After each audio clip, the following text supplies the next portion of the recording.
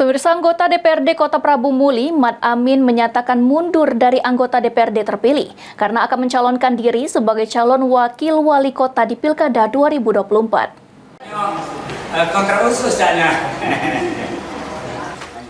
Mat Amin yang saat ini masih duduk di kursi DPRD Kota Prabu Muli dan kembali terpilih menjadi anggota DPRD periode 2024-2029 pada pemilu serentak mengundurkan diri. Dirinya mengundurkan diri dari anggota DPRD terpilih karena akan mencalonkan diri di Pilkada 2024 sebagai calon wakil wali kota Prabu Muli. Surat pengunduran diri Mat Amin telah diserahkan di Sekretaris DPRD Kota Prabu Muli dan KPU Kota Prabu Muli. Mat Amin mengatakan mantap untuk ikut pilkada setelah menyurati dan mendapatkan undangan dari KPU Kota Prabu Muli untuk mengklarifikasi bahwa dirinya mundur dari anggota DPRD terpilih untuk mengikuti pilkada sebagai calon wakil wali kota Prabu Muli.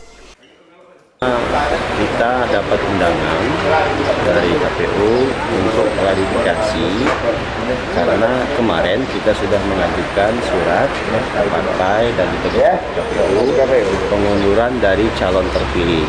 Nah, hari ini KPU ingin mengundang kita untuk klarifikasi apakah benar kita itu mengundurkan diri supaya ya jelas kan bahwa kita sudah mengundurkan diri, karena itu regulasinya seperti itu.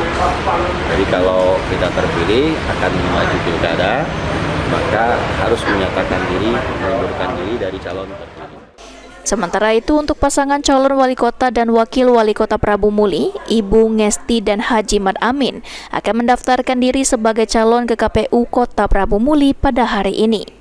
Anggi Perkasa, PAL TV.